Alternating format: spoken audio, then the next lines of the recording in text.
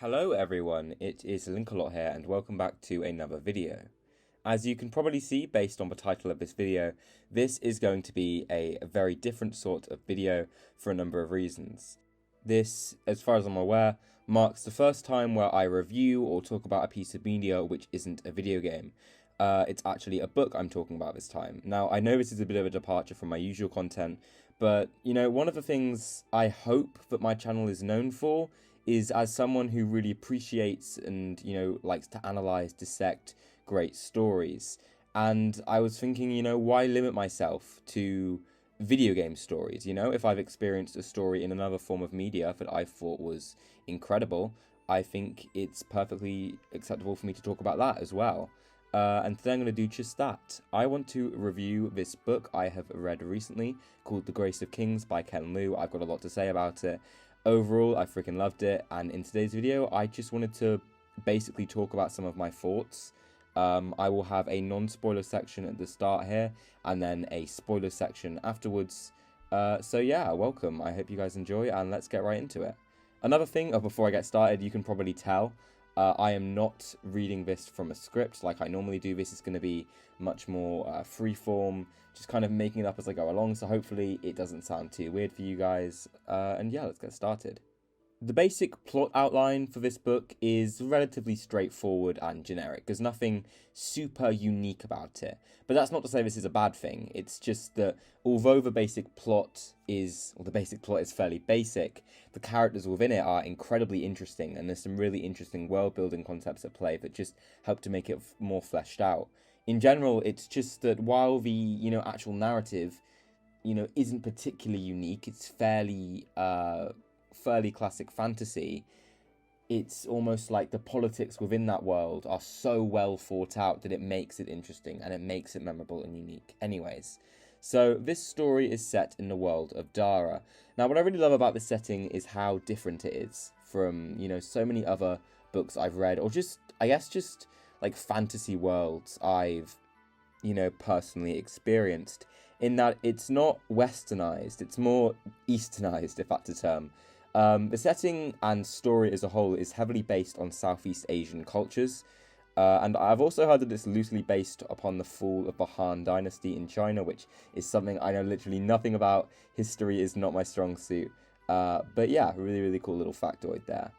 So yeah, you have this world called Dara, and it's divided into islands, and the basic plot outline here is that a certain time ago, there were multiple different states, and they each had independence from one another. They were called the Tiro states, I believe. And they all had that individuality. They had kings that would rule them, and there was this real sense of equality between all of them. They were all unique and had their own attributes, but they were still equal at the same time. And then along came this other state called Zana, and this emperor called, I don't know how you pronounce his name. It's like Mapitere, something along those lines. It's, an issue I have with this book, which isn't a problem with the book itself, is that some of the names are like so hard to remember. There's already like fucking 500 characters. It's crazy, but of course, because lots of them are very Asiatic inspired, it's even more difficult for especially someone like me who's lives in the Western world. It's much harder to try and remember all those names, but that's not a legitimate criticism of the book. It's just a little side tangent. But yeah, this dude called Mapitere comes along, and basically he wants to unify all of the islands into a single power under the Zana Empire. And, on the surface, this is a relatively noble idea, but the issue is how he does this. He subjugates them through force. He genocides so many populations. He forces people to partake in these, vast engineering projects, like forcefully conscripts them that are, horrifically unethical. I mean, some of the shit that he does in this book is just horrific. So yeah, overall not a great guy. So yeah, this story is set after it's been I believe a few years after this empire's conquest. And we are looking at the world in this state, and we are witnessing various different uprisings, various different rebellions going on. Now, there are two key characters in this story. You have a guy called Kunigaru, who is bloody awesome, bro. Like, contender for best character in fiction. This dude, I fucking love this man. Um, and he is, I guess, especially compared to the character I'm going to talk about next, he is much more like a common folk. He is a bit of a gangster, a little bit of a womanizer, but deep down he's got a good heart, and that really does shine throughout the book. And he leads his own rebellion, and then on the other side, also leading his own rebellion, is this dude called Madazindu. And his ideals very much clash with Cooney in that he is, way more serious. He's much more focused on honor and pride. He's the son of a duke who had his family and his bloodline disrespected and just bloody, just destroyed by this conquest. So you have these two people on opposite sides, leading their own rebellions, and they eventually come together.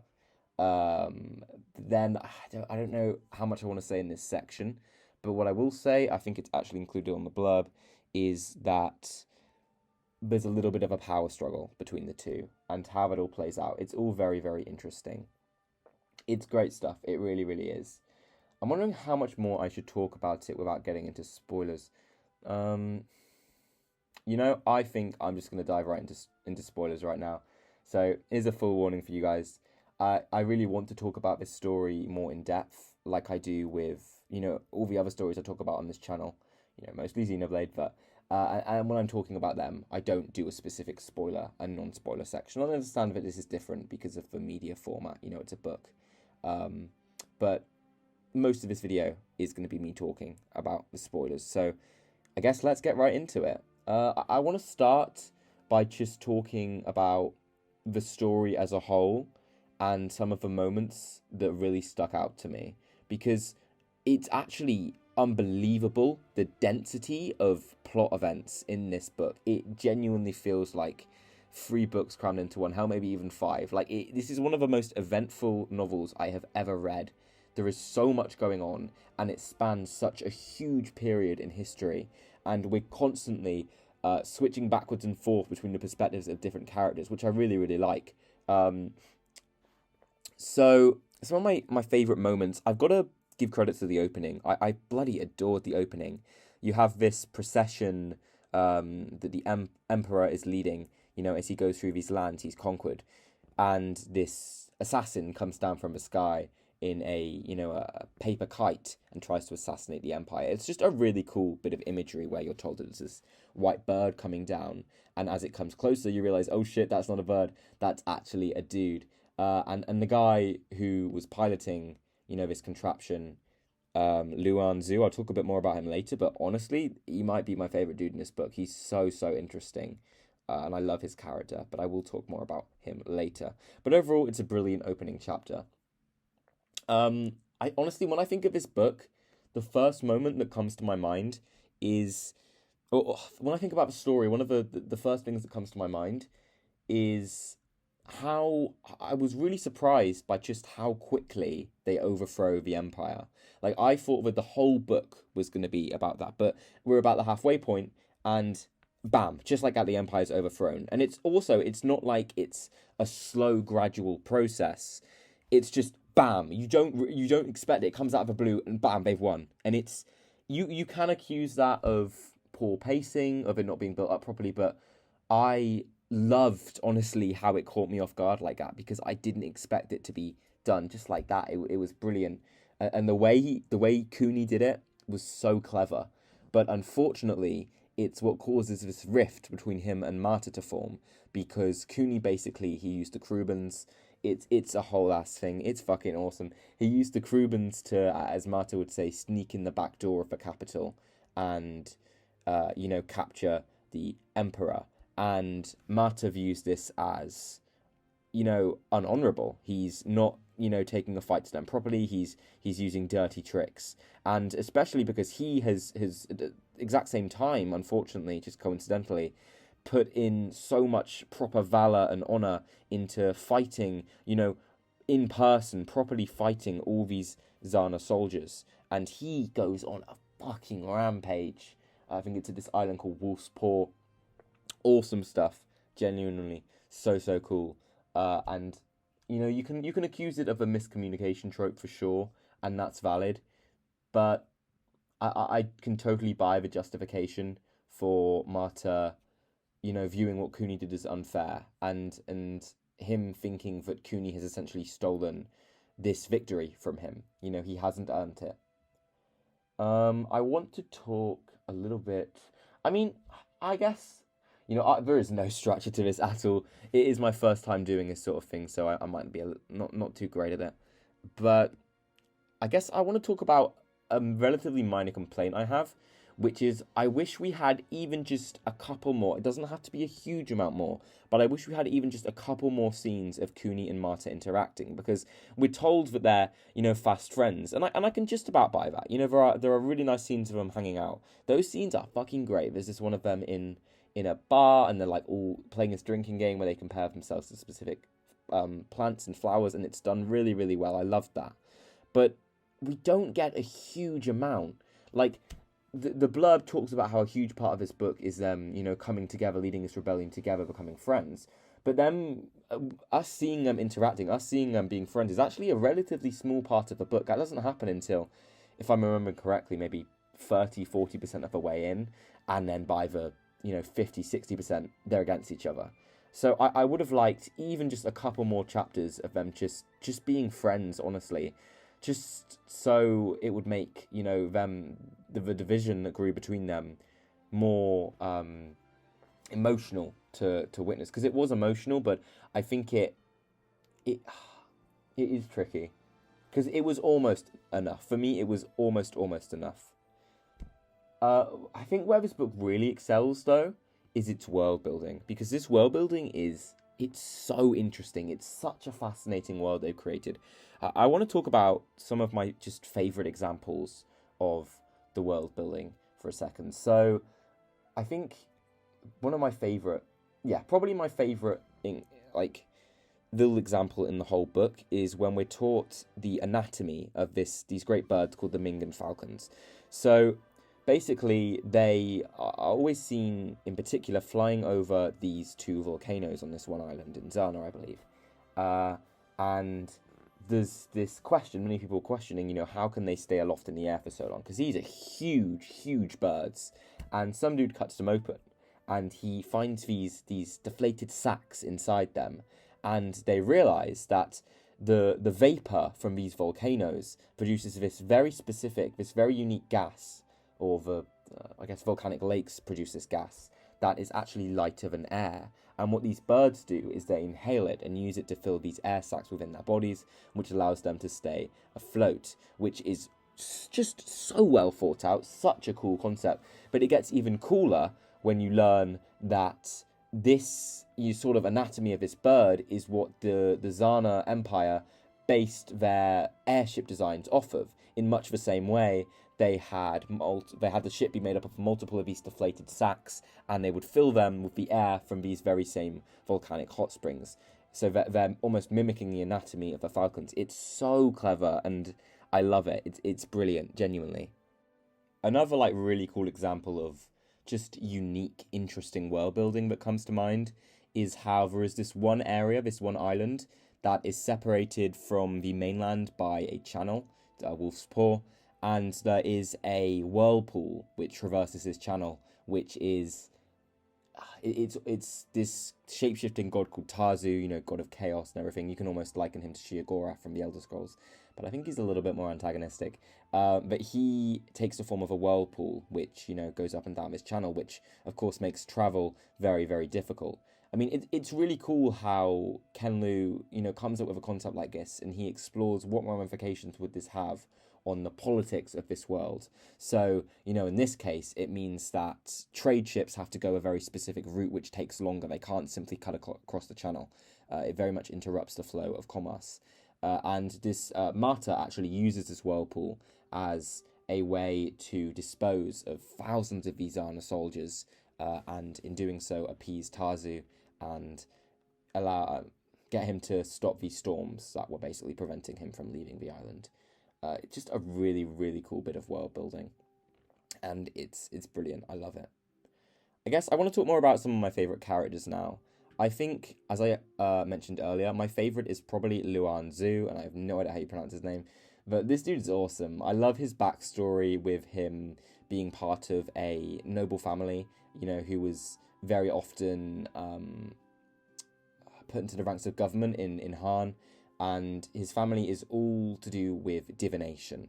And, based on this, he's very interested in the signs he can pick up from nature. There's this scene, he walks through a field and he thinks, what does it mean that it were more of this kind of flower that resemble this god than there were more than this kind of flower that resembles this god? And he's so inquisitive. He's really interested in the natural world and what sort of signs he can interpret from it. And of course, Zana comes along and again destroys his family, yet another clan that's been destroyed. And his father makes him vow to come back and restore Han one day. So he goes to these lengths of, spending ages creating, and obviously he has to go into hiding because the Zana Empire want to totally destroy this clan. So he spends ages, going into basements, coming up with these elaborate schemes on how he's going to assassinate the Emperor, and he eventually comes up with his kite idea, which we see playing out in the beginning of the book. It's actually so cool how Luan Zhu appears in this story. I mean, not at the opening, but how he properly appears later on, because it's so out of the blue, and again, I love it. Like, Cooney and some people are just chilling by a fire, and he just comes out of the forest, and he's like, hey, what's up? It's just like that. It's so out of the blue. Like, I remember reading that and being so blown away by it. It's awesome. But yeah, so after this dude tried to assassinate the Emperor, of course, he was now being searched for even more intensely. There was nowhere for him to go. So he took a boat and he sailed to this island called Tan Adu, which was rumored to be, very uncivilized.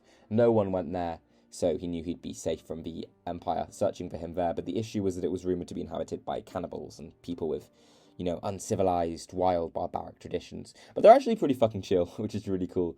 And this tribe of people on Tanadu and their knowledge of the Kruben, these awesome, huge, like whale-like creatures, is instrumental in helping Cooney to overtake the capital, Pan, which is really, really cool. I love how they tie that into... They make that instrumental in the plot to overthrow the Emperor. One of the parts of this book that I think impressed me the most was there's a section near the end where Cooney and I think Luan Zhu and some of his other advisors, they're just chilling on a beach with a fire and talking. And Cooney begins to question whether Mapitere's actions and his goal were really that immoral in the first place. And I love that. I love when a story really dives into whether what the villain has done is really that bad and tries to dissect their motivations and say, obviously this isn't great, but maybe. And I really respect Ken Liu for being brave enough to do this because, a lot of people will look at this and say, what are you doing? This man is undeniably a tyrant. And I mean, he did some horrendous things. No one's denying that. He, as I said earlier, he forced loads of people, he'd forcefully conscript them into wars, into these vast engineering projects where they'd be underfed and, die from overexertion, like literally physically fucking die. But what Cooney talks about, which is really interesting, is he said, obviously all this is awful, but was his ambition really that bad? Was what he was trying to do in the first place really that bad? He wanted to unify Dara. There's this whole thing about how he wanted to melt down all the weapons and, use the metal from them to build statues in the form of the gods, which is really interesting because there's this idea that he wants to create lasting peace, but for him the way to do that is necessarily through war, and that's really quite tragic. But I was just really impressed by its willingness to discuss the morality of what he did, and that maybe his aims weren't actually that bad. I want to talk a little bit about the ending. So there's this moment where Cooney and Marta have said, there's been a standoff for I think it's 7 years or something. There's a huge time skip. And they're like, look, dude, neither of us is going to win at this point. People are dying needlessly. It's just not worth it anymore. And they agree to stop fighting. they agree to a ceasefire and to separate the islands of Dara between the two of them. Now, Kuni is on his way back, and one of his advisors, Luan Zhu, is like, this is the time. You need to strike him. You need to attack him when his defense is down. His forces are as spread out as they've ever been. He is as weakened as he's ever been, and you'll have the advantage because he won't expect it. And Kuni is like, dude, what are you saying? Like, it's incredibly immoral. It's inhonorable. It will just prove that what Marta said about me was true, that I am a betrayer. But then Luan is like, and I was agreeing with Kuni when he was saying this. I was like, yeah, I didn't think it would be right for Kuni to do this. But Luan Zhu said something which really made me reconsider, which was, if you don't attack now and end this, who knows how many more lives will be lost in the future when, Dasu and Kokru, Dasu was Kuni and Kokru was Mata, when they inevitably begin fighting again in the future, because they will, as long as Mata exists and his sentiments exist, which is, wanting to have the Tiro states constantly fighting against each other to fulfill some empty, meaningless honor. As long as that sentiment exists, there will be more lives lost in the future. And he's saying, if you don't do this now, purely because it will ruin your reputation, isn't that incredibly selfish? Isn't that the same thing as sacrificing, who knows, probably hundreds, thousands of innocent lives just for honor? And isn't that wrong? And I think he might have a point, It's undeniably cruel and unfair to Mata to attack him when he's not expecting it, when he's let his guard down, when he's promised to stop fighting. But I can totally and completely understand why he did it. It's brilliant, and it's a tragic moment when Kuni realizes, I'm gonna have to do this, and this is how it's gonna have to be. But sometimes that's how it is in war, and that's how it is in politics. And I think this story does a fantastic job at illustrating that, and just illustrating just how many of these really difficult choices have to be made. I also want to talk about and I'm not going to talk about every character. I'm not going to talk about every plot event. I just want to talk about the stuff which really stuck out to me the most and was the most memorable to me. And I know I probably said in the beginning that I was going to divide this video into different sections, but that's not happening. I'm really just talking about anything that comes to mind. It's a very low effort video, but I just wanted to talk about this book, to be completely honest with you. And I don't care if no one watches this. I just want to get my thoughts out somewhere. Another character I thought was fascinating, and I loved her story, although it was so very tragic, was Kikomi. She was brilliant. She's from this island called Aralugi, which is all about beauty and sophistication, and she very much fits those themes too, because she is renowned for her beauty. She's fucking gorgeous, mate. And her issue is that she feels like people don't appreciate her for her talent, for her intelligence, because she is incredibly intelligent. She does have a lot of great positive attributes beyond just looking good, but she feels that people don't appreciate that because they don't need her to be good in any of those ways, as long as she can stand there and sit pretty. And she realizes, well, maybe I can obviously it's not ideal, but maybe I can use my beauty to try and get what I want, to get the influence I want, so I can finally be recognized. And she tries this, and unfortunately she's manipulated by tax collector, I think he's called Kindo Marana, and she ends up having to, he says, he makes her an offer. He says, if you do what I'm about to propose, I will spare your island, I will, glorify you in the stories of your people, it will be fucking great. If you don't do what I'm about to offer you, then I will have your island burned to the ground. And the most cruel part, I will let it be known that you could have prevented this from happening, but you didn't. I will let it be known that you are a betrayer of your people. And what he wants her to do is he wants her to, use her beauty, really kind of, unfortunately, spinning what she wanted to do on its head to have the opposite effect, to basically drive a wedge between Marta and his uncle Finn, who are, two of the biggest contributors to the rebellion's military force. And she has to choose one to seduce and, catch him off guard and kill. and that will obviously really weaken the other one. And what's really difficult for Kikomi is she ultimately chooses to kill Finn, but there's this whole thing where she knows that she has to manipulate them, and she's doing it, and it's so tricky because she does genuinely like Mata, and I do think she was a bit confused about whether it was romantically or not, partially because she had this directive. She couldn't figure out her true feelings. She felt like she was just being manipulated the whole time, and the saddest part is how her story ended when she realized that, when I do this, it's going to be obvious that there was an alliance made between my nation and Zana in the form of Kinder Morana, which means that it's not even necessarily true that what he said will happen anyway. It's not even necessarily true that my island will be protected, because the people on the side of rebellion, Kokru, Mata's forces may well take revenge on my island, and they may be the ones who destroy it. So she realizes that the only way she can prevent that from happening, the only way she can truly protect her land, is to defile her own image, to make it look like she herself was just, and I hate using this word, but it's used a lot more back then, unfortunately, to just make it out so she was just a simple whore who fell for Kinder Morana. And that was all it was, to make it look like it wasn't an official agreement between their nations or anything of that sort. Because in this way, it just looks like she was just a foolish girl who fell for him. And this way, her land will be protected. So she has to erase her own place in history to file her own image. And she commits suicide, and she does just that. And it's tragic. She was a brilliant character. She wasn't in the book for very long, but I loved what they did with her. I thought it was really, really great. Another great character we're introduced to actually really late on in the book is Jin Mizote. Jin Mizote's awesome.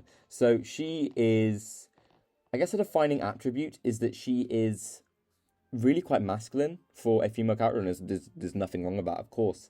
And they do it in a really interesting way. She's got such an interesting backstory.